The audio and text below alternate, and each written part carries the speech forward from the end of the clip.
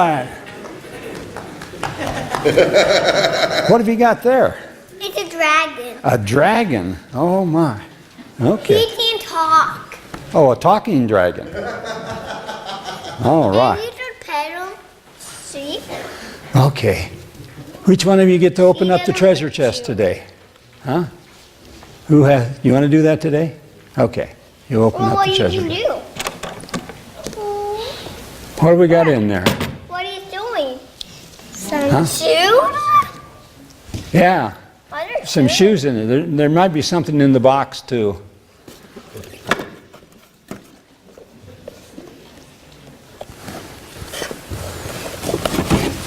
Got a pair of shoes. All right.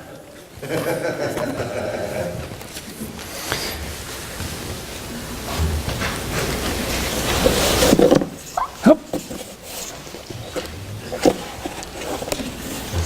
Oh, what is that? I don't. It's a telescope. It's a what? It's a. Let's see. It's for something to work with. Oh, yeah. You know what I think it is? I think it's a magnifying glass. Yeah, it is. Or it's a lens for something. All right. Well, I got this from Nana's. all right. Well, Nana gave it to me. let's see what we might have here with You work, these things. Huh? Can you we? work with it. You work with something with it. With the glass, and you would see something. Yeah. Different. If you put this on binoculars or you put this on a telescope or something, you might be able to see some of the long, long, long ways away up close. Comes up close to us. And so that's one of the things that could be used. And then we can be able to see what we would call details.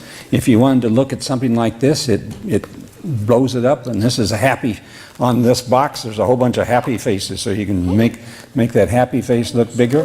See how that does? Yeah. Okay. Well, I would say that something like this would help us if we didn't see very well, we wanted to read the Bible. We could open up the Bible and we would be able to read that better. There's a lot of people who have magnifying glasses so they can read better. And then we can read the Scripture and know what God's promises are for us. And mostly we get to know His love. Now, I want to talk about the pair of shoes too, because this was brought in. I didn't know whether somebody would do this, and Pastor Fred didn't know either whether there would be somebody bringing something. So I brought these. I didn't bring, I'm sorry. I got to church and I said, oh, I forgot to bring my illustration. And so Rick Chambers, the fellow back there on the sound system, went out and Whose shoes are those? yeah, he went out to his truck and he got me a pair of shoes. Wasn't that nice of him? Yeah. Why did So- you do that? Well, because I wanted to talk about shoes today. Oh. The gospel lesson that we have is a story of two men who were walking the road to Emmaus. We call it, it's 7 miles. Have you, any of you ever walked a long, long way? Huh? Long, long way? Well, 7 miles, maybe a walk. You know, one of the announcements we had for today was that PAC, our pregnancy alternative center here in town, is having a walk. And I think it's only 2 miles. But sometimes we can get signed up and we can sponsor somebody to walk.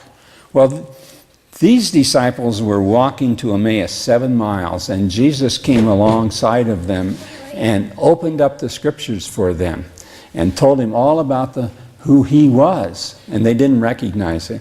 But when they got to Emmaus, he broke bread like we have today for Holy Communion. He broke this bread, and their eyes were opened like they saw through a magnifying glass. They saw Jesus up close. They recognized who he was.